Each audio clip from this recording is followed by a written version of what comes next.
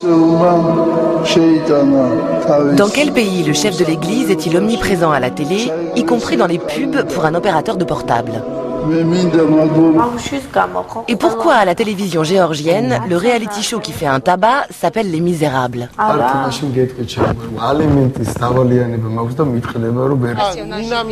Et comment se fait-il que dans cette jeune république démocratique, il soit si difficile d'organiser un débat politique à la télé? La télévision des Géorgiens, c'est maintenant.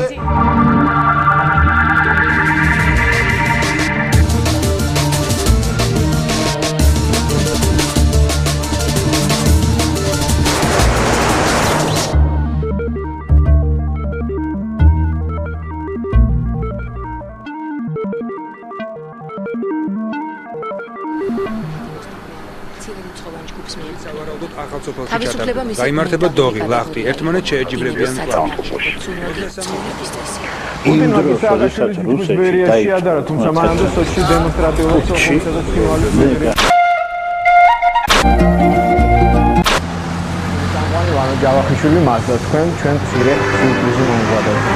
მართლაც რადიკალურ რეფორმს გავდივართ. შეაღწია ქართულ შოუ-ბიზნესში თითქმის ხარისხის უმაღლეს სიძიებდა. დღეს ვარსკვლავი. დღესასთან დაკავშირებით ჩვენი სტუმარია ცენტრ-პოინტის სერვისის გენერალური დირექტორი ივან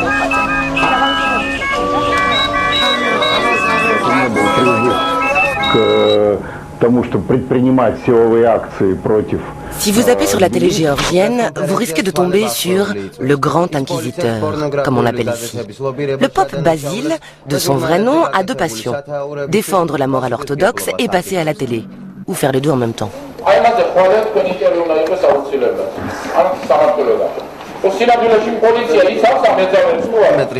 Le combat du grand inquisiteur, c'est la lutte contre la pornographie. Et il invite les caméras lors de ses descentes sur les marchés, où il s'en prend aux vendeuses de journaux porno de fabrication locale. Une petite rixe entre pécheresse et bigote, et tout se termine, inquisition oblige, en autodafé cathodique. Et si les religieux sont si présents sur toutes les chaînes de télé, c'est qu'ici, l'Église est un fondement de la société. Le grand patriarche est présent aux côtés du président de la République pour bénir un nouveau bataillon, ou pour bénir l'alliance entre le géant australien des médias Murdoch et le patron de la chaîne Imedi, l'homme le plus riche de la Géorgie.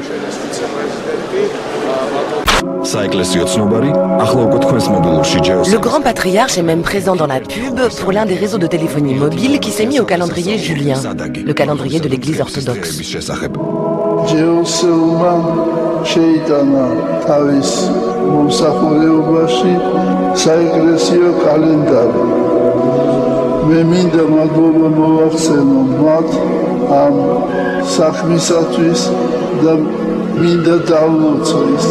Il n'y a pas que l'Église à la télé géorgienne. On trouve de tout sur la dizaine de chaînes nationales, ce qui est beaucoup pour un petit pays de 4,5 millions d'habitants. Sans parler de la multitude de chaînes régionales. Mais les chaînes principales sont les 4 privées. Imedi, Rustavi 2, Mzé, Maestro et la publique, la première chaîne d'État. Toutes sont très regardées. Les Géorgiens passent plus de 4 heures par jour devant leur télé.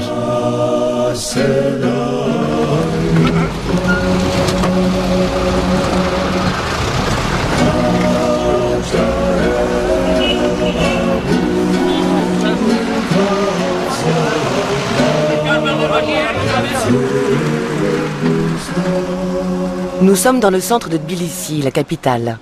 C'est ici qu'habitent les Ratiashvili, une famille de médecins de père en fils. Tamta et son mari Misha sont pédiatres, le grand-père est membre de l'Académie de médecine et la grand-mère est biologiste à la retraite. Les enfants, Nicolas et Georgi, ont respectivement 15 et 16 ans.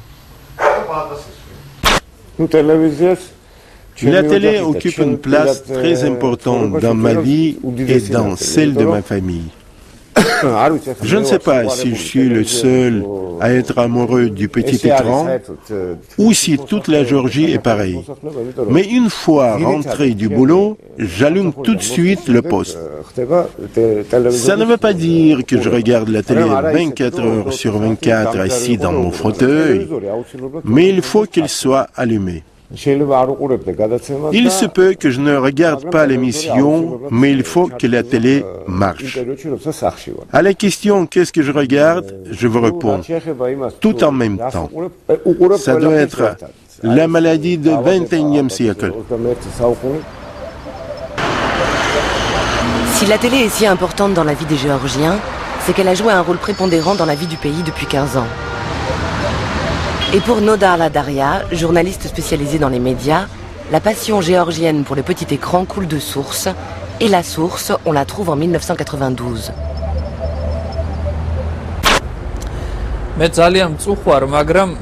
Je regrette, mais il faut que je commence par le début, c'est-à-dire par la chute de l'URSS.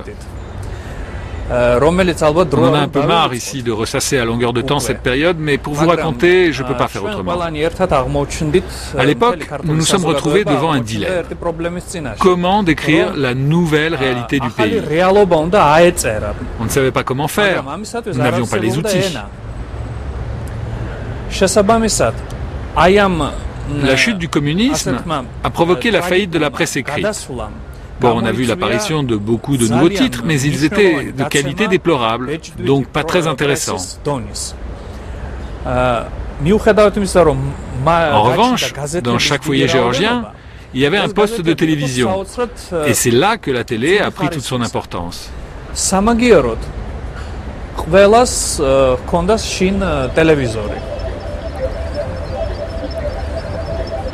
Revenons donc en 1992. La Géorgie, petite république du Caucase frontalière de la Russie, est séparée de l'URSS et devient indépendante. Pendant les 10 années qui vont suivre, le pays sera présidé par Eduard Shevardnadze, un ex-ministre soviétique. Durant cette période, la corruption est reine et le pays sombre dans le chaos et les guerres fratricides.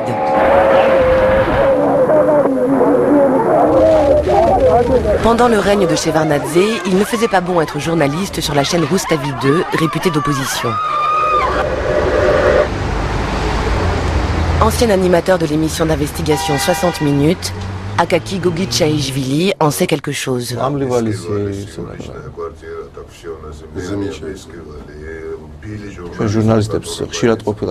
Je me suis fait tirer dessus et je ne suis pas un cas isolé. Nos journalistes se sont fait arrêter et tabasser. On les a emprisonnés. Certains ont été tellement frappés qu'on a dû les hospitaliser. Mon appartement a été visité et fouillé plusieurs fois par mois. À chaque fois, tout était par terre, mais rien n'était volé. Nous étions constamment suivis par des voitures banalisées.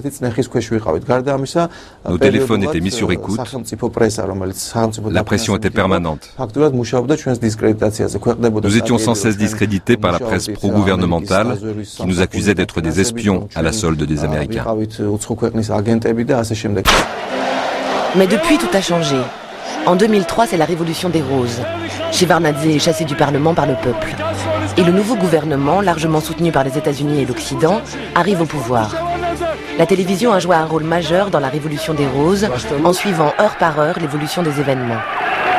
Une des chaînes les plus importantes, Rustavi 2, a énormément contribué à l'arrivée au pouvoir du nouveau président Saakashvili.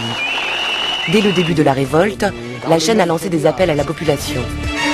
Ce sont ces images, des colonnes interminables de bus et de voitures montant vers la capitale, qui ont joué un rôle décisif dans l'issue pacifique de la révolution.